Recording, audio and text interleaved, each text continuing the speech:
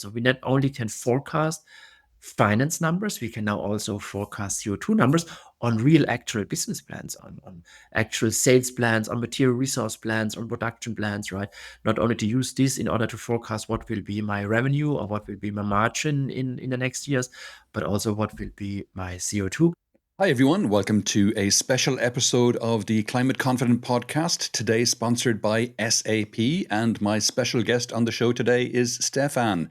Stephan, welcome to the podcast. Would you like to introduce yourself? Yes, thanks a lot, Tom. Excited to be here. Yes, I'm Stephan Müller. I'm a solution manager from SAP and coming from the finance organization from SAP. And in the finance organization of SAP, I look particularly on the topic on how sustainability is influencing the role of finance and with that also eventually our solutions. Interesting. Stephan, we're close to 200 episodes into this podcast at this point, and I'm pretty sure this is the first time I've had a finance person on the podcast. So I can see how finance, I had someone on recently talking about sovereign wealth funds, for example, but that's not what we're talking about here today. I've had people on talking about other finance adjacent topics, but your finance, like accounting. So what's the relationship between accounting, finance, and sustainability? Yeah, I think that's a very good question. I mean, we are a strong believer that also accountants can put in their share to make this world a better place, first of all, right? And not only from that angle, we also believe there is a true transformational change going on and will go on in finance departments, right? Especially in the area of the CFO. Let it be right to the upcoming regulations that we likely all know, right? In Europe is the Corporate Sustainability Reporting Directive, but not only in Europe, we see this globally across industry, which will have a change on finance departments, right? Because all of a sudden you're not only responsible for the finance numbers, all of a sudden you have hundreds of new data points you need to take care about and also report externally.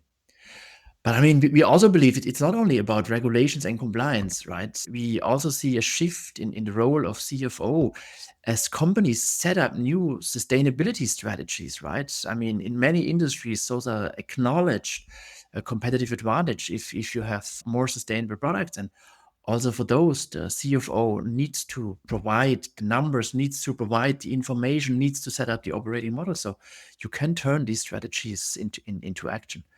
And I mean, that's the wide field that is coming or is already here for the CFO. Yeah, that we look at and think about, hey, what kind of tools, what kind of solutions are needed for finance departments to manage these demands, right? Mm. Yeah, well, let's set the stage a little. So, talk to me a little bit about what is driving the increasing rigor in sustainability reporting. Is it more about regulations, consumer demand, or is it something else entirely, or a mixture of all of the above? I think it's a mixture, right? I mean, obviously, we see the anticipated evolution from today's more limited assurance. If we stay in Europe with CSRD for now, right, which come with a little bit of softer auditing requirements, but we already know that the regulation is shifting towards a reasonable assurance, right, and make it much rigor also from an auditability and traceability perspective, right, and likely along that way, the times of Excel and will be over. But it's not only about the regulations. I think also for the internal decision making, right? I mean, if you really want to transform your company, and we know and we talk to a lot of customers that they truly want to transform themselves, not only because of policies and regulations, as already said, because there is a clear competitive advantage to that.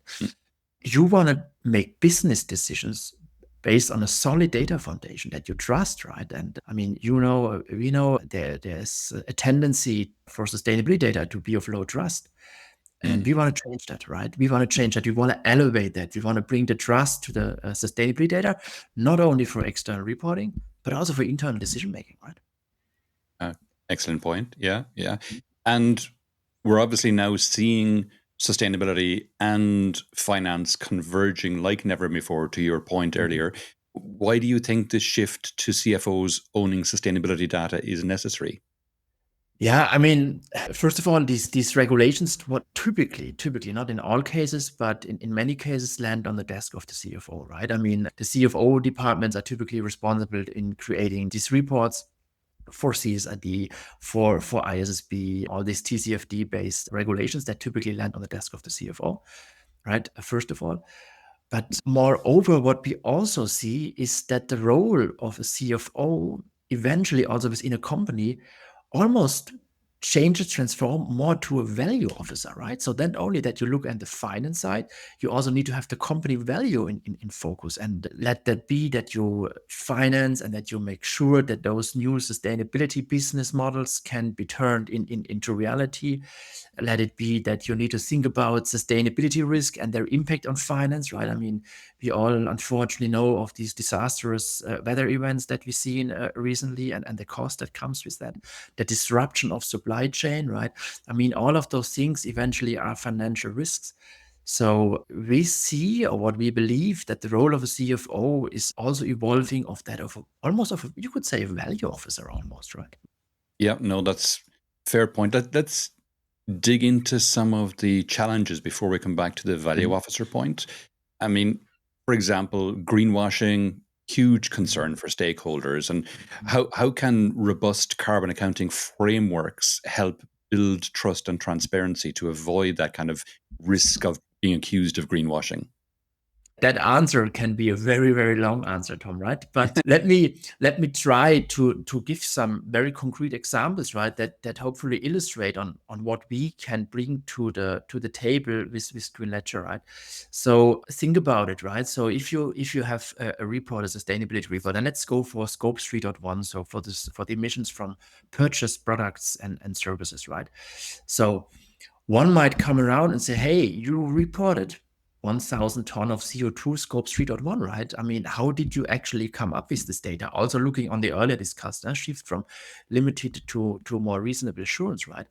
And I mean, what also always is a bit difficult, right, to come up, I mean, let's say with an Excel file, right, which what we see, no offense, but what we see in many of the enterprises out there.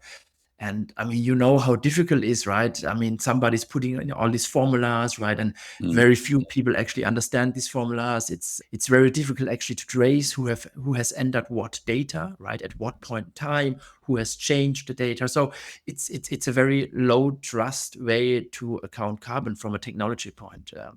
I would say. But now think about what we do in finance. And if you could apply the same models now also for sustainability, if you could link that 3.1 number that you report and trace it all the way to the actual goods receipt that caused these numbers, that you can say, listen, I mean, those are the goods received in our reporting period that we got into our storage location, that we got into our warehouse. That is the way on how we actually evaluated from a CO2 point of view, those goods received. This is where we got the data from. So you get the clear traceability from the report all the way down to the source document in an auditable way.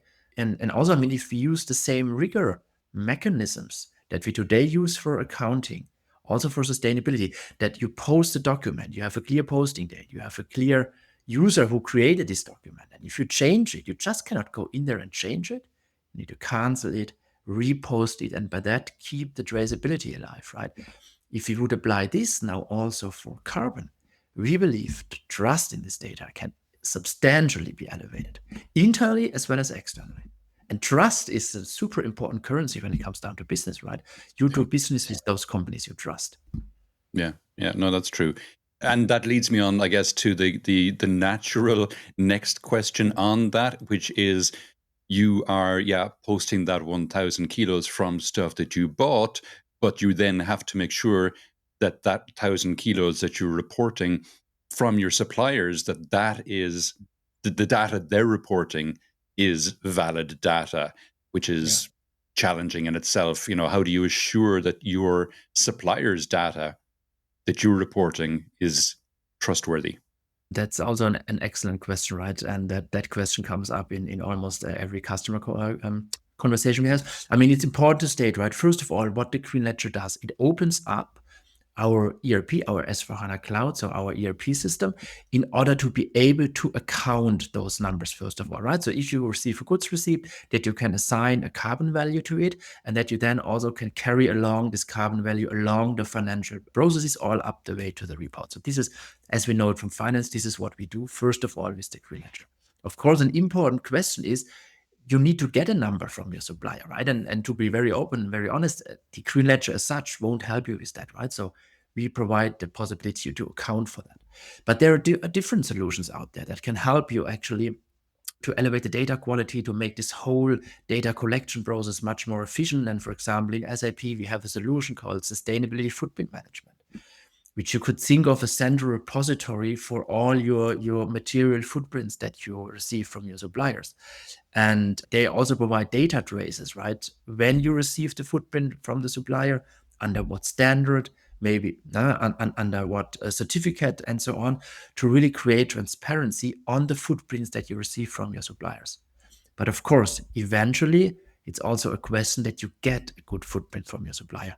But the Green Ledger as such, to be very open and honest, that does not help you with that task. But once you receive this footprint, with the Green Ledger, you can account it and you can make it transparent in your company.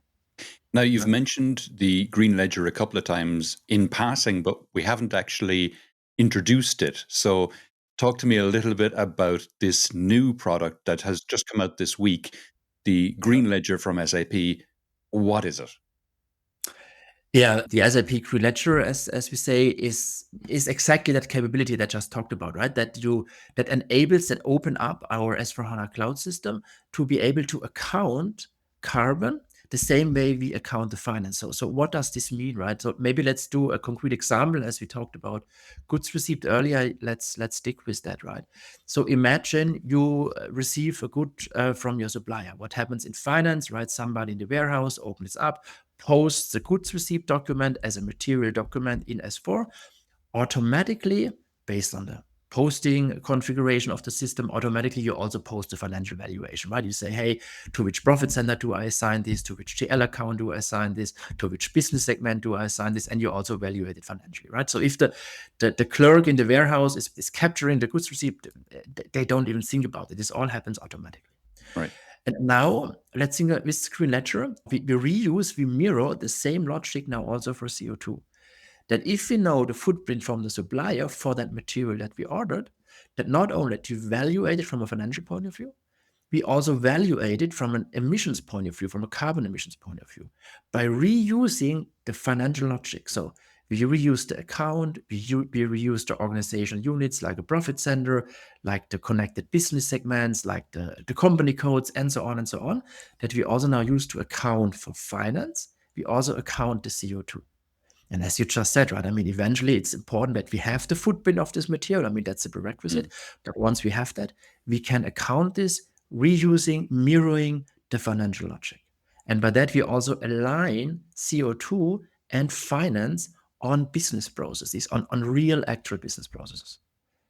And to my earlier point about not being sure about the trustworthiness of the data from some of your suppliers, flipping that on its head, if a company now is using Green Ledger, then their customers should be able to much more reliably trust the carbon data associated with the goods they're buying, correct? Yeah, absolutely, right? I mean, that's the scaling effect we count on, right? The more companies request CO2 information, trustful CO2 mentioned, audited CO2 information, the higher is the need for solutions that actually provide you the capabilities to calculate them in a transparent, traceable, and also auditable way. And yeah, the Green Ledger actually plays into that, right? Down the value chain. So eventually to help elevating the data quality of complete industries, yes. And I mean, this being the Climate Confident podcast, and one of the mission statements, if I can use such a grandiose term for a podcast, of the podcast is to highlight successful emission reductions, stories, and strategies. So is one of the capabilities of Green Ledger the ability to identify places where there's high carbon in your systems and therefore be able to work to reduce that? Yeah, absolutely, right. I mean, that's a part of this regulatory aspect that we talked about a lot now. Let's more look onto the internal aspect. Yeah, absolutely. I mean, that's one of the core values that we also see from an SAP Green Ledger, that it makes you transparent where you can optimize within a company. So let me give you some very concrete examples, right? So let's look on how we account for energy costs, right? And how we account energy costs on certain products, right? So we have a model established in companies where when you get an energy bill, right, once a year or whenever you get it on periodically, we post that to an energy cost center. So first of all, we account an energy cost center for those energy costs. And then from that energy cost centers, we allocate them to production cost centers based on certain logics. Let it be the square meter, let it be the amount of products that they produce, right? So we have a certain logic on how we now account the cost of the energy to production cost centers. And from the production cost centers, we eventually assign the cost to our products. So we know the cost of the products that we produce. So, and that is there, right? That is running, that is established, that is there for companies for decades. And now we use that for carbon. We can go all the same way, right? So if we now not only account the cost of the energy bill, but also CO2 of the energy bill to that energy cost center. And then from there, we allocate it using the same logic to the production cost center. And then from there to the actual products, right? The carbon, so the areas where the carbon eventually resides become transparent. In which production step, in which production cost center, right? So basically, we bring the data to the internal stakeholders, to the cost center managers, to the people that are responsible for the products on a very transparent way, not in an Excel, not in a data warehouse where you somehow make these calculations. No, we reuse the established financial controls in order to do that. And by that, you can then also spot, hey, where is optimization potential, right? Where do I need to prioritize my investments for transforming into a more sustainable product, etc., etc. And I can come up with many examples that we heard from customers where this actually can make a big difference. Just as you bring that up, do you have customer examples you can talk to? I know it's a new product, but I'm sure you've been kind of beta testing it with customers before launch. Yeah. So we heard some great ideas from customers what they actually like to do with it. I mean, one of my favorite examples is, let's say, agriculture, right? Harvesting machines. I mean, those harvesting machines, I mean, they easily cost millions of dollars or euros, right? And hardly any farmer is buying them on cash. They get financed. And when you finance them, right, the financing company wants to know the footprint, right, wants to know the sustainability number. So now think about when we produce these harvesting machines in an S4 system, right, we assign not only the cost, so that not only that we can control the cost of that harvester during the production, but that we also assign the CO2 on the same way, all right? We use the same logic, we use the same procedures. We get a very trustful, a very transparent information of the CO2 footprint of that harvester in the production, right? Which not only helps me externally because I can then give the financer, the investor, this number, say, hey, that's the CO2, they trust the number, but also internally, I can, a lot of decisions, or maybe not from a manufacturing, from a professional service industry, right? One could say, everybody in the company travel less, 10%. We need to get our travel emissions down. You can do that, right? Obviously. But is that very precise? Is this very targeted? Is this very focused within a company? Maybe there is a department that somehow needs to fly because they do services in areas where you only get by airplane, while others can easily take the train. So why not providing carbon budgets the same way we apply financial budgets today on a cost center, right? And then also measure against these carbon budgets and say, hey, you department, you service organization, we do business a lot in the US, so you have to fly from Europe over to the US. You get a higher carbon budget, by the other ones that does service in Europe, you get a lower carbon budget because you can actually take the train, right? And by that have a much more fair, a much more transparent operating model, and just say everybody fly 10% less. Nice. Okay. Yeah.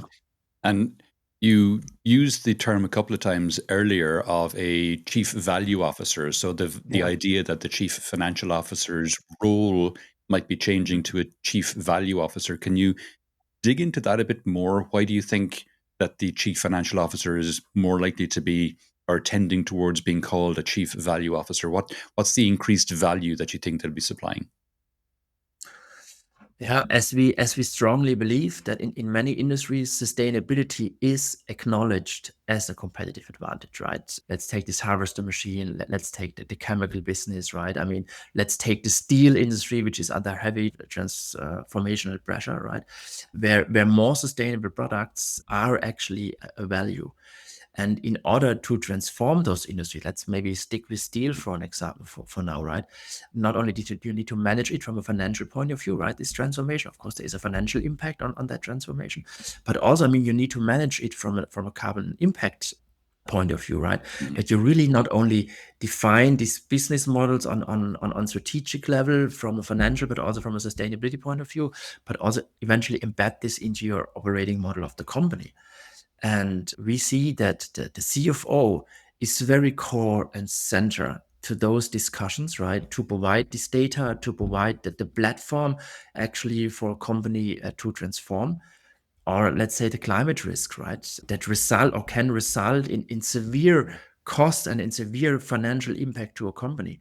So also here, right, we see the CFO as a very central role to also manage these new emerging risks that come from climate change within a company to make sure the company is also relevant tomorrow. So not only a pure financial view, but a financial view in combination with sustainability aspects. That's what we see and what we believe CFO will eventually evolve to, right?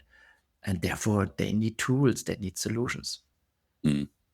Yeah. Yeah. And do you see this increased trustworthiness of companies and organizations, carbon data? Do you see this becoming a competitive advantage? Yeah, absolutely. Yeah. Me personally, I'm convinced trust is a super important currency when it comes down to business. Mhm. Eventually, you do business with those companies you trust, right? And the more trustworthy you are in your reports, right? We believe that the better it is also for your competitive advantage, right? Let it be financing options, let it be finding investors out there, right? But also eventually put the money or to put the investment within your company exactly at those areas, at those processes where that can make a difference, right? So if you know, hey, if I invest in that process, right, that will make a change on my product in the end, right? So you use your finance most effectively, internally as externally, and of course, eventually this will give you a competitive advantage, right? Mm. Yeah. And if your data is seen as more trustworthy, your customers are more likely to come back, or your cost of acquisition customers should fall. Yeah, I mean, exactly right. So your cost of your products will fall, your financing cost will fall. And one key element is that you put your decisions on a platform, on data of good quality that you can trust internally, as well as in if you look at externally in the investor relations, etc. So yes, we are truly convinced down the road in the future, this will become an absolute key competitive advantage. Mm. And of course, we mentioned greenwashing earlier, but of course, if your data is fully auditable, then any chance of brand risk from being, accused of greenwashing immediately goes away. Absolutely, Tom. That's what we're also convinced of. Or if another example, right? I mean, uh, there is a carbon price, right? And especially when we look at Germany, if you take Germany as an example, right, the CO2 price have gone up from below 10 euros in 2014 to more than 65 euros in 24, and we believe it will continue to rise and eventually be higher of that price of oil, right? And companies can't wait implementing decarbonization strategies, right, until the price is unpayable, right? So to start the transformation on sustainability today, from our point of view, is without alternative. Mm. Yeah, yeah. And we're still in a space which is kind of immature for carbon accounting standards and auditing practices. So, do you think, well, how long do you think it will take for those standards to be globally accepted, the way we have financial standards which are globally accepted and auditing practices as well? Yeah, we hope that's going to evolve quickly, right? I mean, as it cannot be that we have also so many different standards, right, Mm. which also make it very complex for companies to actually manage them, right? So that we can agree on certain global standards, like, for example, we have with the IFRS in the finance world. So therefore, we, of course, look with a lot of interest into what the IFRS is doing with the ISSB, with the International Sustainability Standard Board. And we also hope that those standards evolve and consolidate quickly. But yeah, I mean, that's also a question of politics globally, which is difficult to predict, right? But yeah, we hope, and we still see, and we still believe that this consolidation is on the right path and is continuing to go in the right direction, especially when we look what's happening on the ISSP side, etc. Okay. And do you see sustainability reporting influencing corporate strategy in the next years and decades? Yeah, definitely. I think that the regulations and the political landscape, of course, plays a very important role in making industries and making companies transform. But we also believe it's not the only advantage, right? As said earlier, I mean, also we believe sustainability is also a competitive advantage, right? Beyond the regulations and the policies. So I see there are two trends. There's external pressure from regulations, but there's also internal transformation pressure on companies. Why? Because more sustainable business model, more sustainable products will eventually also provide you competitive advantage. So the combination of the two, I think this is what's important. Okay. And it's not just the external and the internal pressures that you mentioned, but it's also, I got to think, because I've had this conversation before with Ken Pucker, for example, who headed up the sustainability for Timberland. He was chief operating officer for Timberland back when they started doing their corporate sustainability reporting back in the early 2000s, so over 20 years ago. And his observation at the time was that it drastically reduced their costs of recruitment and retention. What he said was when they advertised positions, the caliber of people who applied for those roles was significantly higher than they expected just because they had such a good name in the sustainability space. So I got to think, again, similar as this starts to become more rolled out for companies, the companies who jump on this will find their costs of recruitment and retention lowering as well, because you have internal pressures, I got to think, from employees who want to be working for companies that have a purpose increasingly now.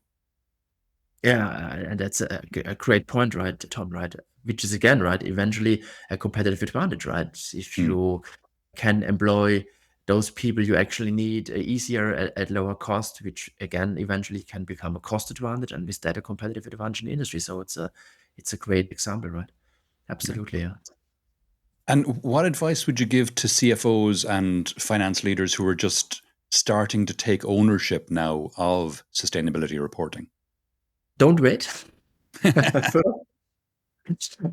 Don't wait, right? And I mean, also it's a journey, right? So what we see, it's a journey. It doesn't happen overnight, right? I think what is very crucial and very important, as we also discussed earlier, is to first of all make the data available, right? Let's take again this Scope 3.1 example, right? Get in touch with your suppliers.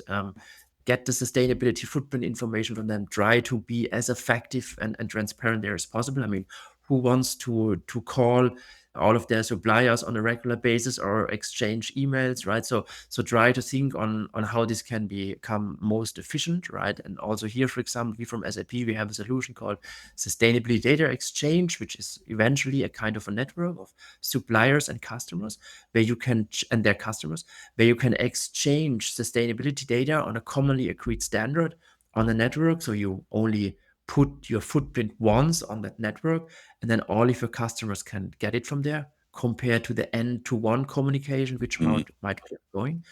And this data availability and quality is paradigm is key to then take the second step to get into an accounting point of view, right? As we said earlier, right? Before you can account the data, first make sure that the data quality and the data as such is there. So start there, but already have the second step in mind to then also account it in your company, to then also harvest all these values and that we talked about earlier. And when I look at our customers, I think most of our customers are exactly on this journey. They try to get the data in good quality. They try to get the data first of all, but a lot of them are already thinking about the next step, then bringing this into a more operational perspective, right? Okay. And Yeah.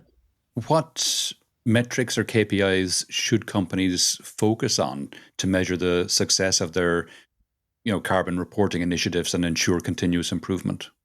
I mean, eventually, right, the success that you will see based from your investments, based from your initiatives, will eventually be if your footprint goes down on a corporate level, right? So, I mean, we all have, or not all, but a lot of companies have net zero targets, right? Mhm. That we work towards, right? And I think what you will see is that it will continuously become easier and more effective to fulfill on these net zero targets, obviously, right? And also at a lower cost, because you can spend your money exactly at those places in your company that have eventually this effect on the CO2 trend. And I mean, what you can also do with our Green Ledger, you can also put, for example, the CO2 in relation with the cost to say, hey, what is the CO2 footprint of a euro revenue that we receive? What is the CO2 footprint of my OPEX? What is the CO2 footprint of my CAPEX? And you can even internally, right, in a company, you can do benchmarking. How is product line one comparing to product line two in those carbon intensities compared to the cost, right? Which also will help you eventually to see how you are progressing, how inside a company you are doing if you look at various departments. And again, on the SAP Green Ledger, on a very clear data foundation that allows you, yeah, to trust this information if it comes down to OPEX intensity, if it comes down to CAPEX intensity, if it comes down to revenue intensity, for example. Okay. And so you could have leaderboards of departments or Yeah, of sites, for example. This particular site in Germany yeah, is doing significantly better or worse than this other one in France or Italy or yeah, America or wherever. yeah.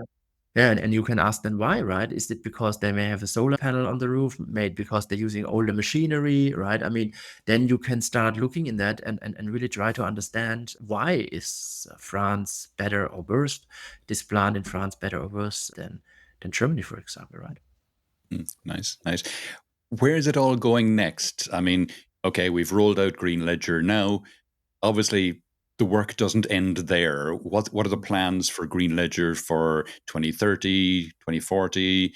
Where's it all headed to? Yeah, I think equally like the regulations are on a journey, right? That we Mm, believe also the Green Ledger will be on the journey. So what we released now is basically the initial goal to provide the basic capability. We are convinced this now will evolve, right? So it will grow. From a capability point of view, we will get a lot of market feedback, what is needed, what is not needed, which will eventually grow and make this solution even more comprehensive. But I think one area in particularly that we are looking at, and obviously this is the area of artificial intelligence, right? mm, For example, we have ideas to use AI to assign carbon to invoices, right? And how you can use AI to then say, hey, what is the footprint of this invoice, for example? To use AI, but not only AI in the accounting of CO2, but also obviously in the reporting, in the forecasting, in the planning, because so far we talked a lot about the actual side of the Green Ledger. mm, But of course, I mean, this also enables a lot of opportunities on the planning side, right? And the forecasting side. So we not only can forecast finance numbers, we can now also forecast CO2 numbers on real actual business plans, on actual sales plans, on material resource plans, on production plans, right? Not only to use this in order to forecast what will be my revenue or what will be my margin in the next years, but also what will be my CO2.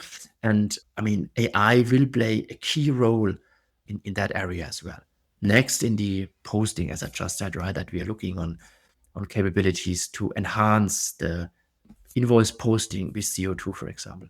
I think that's a super, super interesting area where I believe we will see a lot of movements in the years to come. interesting. Okay. Yeah. And left field question, Stefan. Yeah. If you could have any person or Yeah. character, alive or dead, real or fictional, As a spokesperson for trustworthy carbon accounting, who would it be and why? From the history, I can pick any person, right? Anyone. Real or fictional. Doesn't have to be a real person either. Somehow my mind gets stuck around Da Vinci, right? Such a genius engineer, such a genius visionary as well, right? In the time, having such a genius still living today, right? And speaking out for Green Ledger, speaking out for more sustainability, right? I think could really make an impact, and also his genius in designing machines, his genius in designing new systems, I think is something we could truly benefit in today's world. And having him as an advocate for more sustainability, having him as an advocate for something like the SAP Green Ledger, I think that would be a really nice thing, right? A thing to have. Superb. Excellent. Great. Okay, we're coming towards the end of the podcast now, Stephan. Is there any question I did not ask that you wish I did, or any aspect of this we haven't touched on that you think it's important for people to think about? Yeah, there's one aspect which I think is also a key aspect of the Green Ledger, and that is actually that we make sustainability data available to broader user bases, right? I mean, if you think about in companies today, where's the sustainability data? It's typically in data warehouses, it's typically in own systems, which is not bad as such, right? But to those systems, only few users have access, right? And I mean, if you need to make a business decision, let's say you want to procure something, you don't have this data at hand, right? I mean, of course, you could go there and could look and then change your business decision, but is this the most effective way? With the Green Ledger, we really bring this data to the point of decision making to eventually all users of the ERP system. That if you make a procurement decision, you not only see the financial impact, that you also see the CO2 impact. And you could say we democratize the sustainability data. We make it available to a very broad set of users, right, that can actually work with the data. And just that, make this data available to the users, to the people at the time when they need to make decision, we believe can make a tremendous impact. So we set the sustainability data loose, right? We bring it out there and then, let people decide on that. I think this is a very key aspect that also the Green Ledger brings with it, apart from this whole rigor and logic point of view, that we make the data available to the users. Fantastic. Stephan, if people would like to know more about yourself or any of the things we discussed on the podcast today, where would you have me direct them? So if you have questions, if you want to continue the discussion outside of this podcast, right, you can easily find me on LinkedIn, right, obviously. And if you want to know more about the Green Ledger, go to our product site, sap.com Green Ledger, and you will find much more information. You will find videos, how that actually looks like in action. You will find demos, you will find screenshots, and where you can also get in touch with SAP if you are interested in the Green Ledger and the good things it can do for you and your company. Fantastic. And I'll put those links in the show notes, Stephan, so everyone has access to them. Great. Super, Tom. Super. Thank you, Stephan. Thanks a million for coming on the podcast today. It's been fascinating. Thank you, Tom, for having the opportunity to discuss with you the Green Ledger and having the opportunity to share our story on Climate Confident.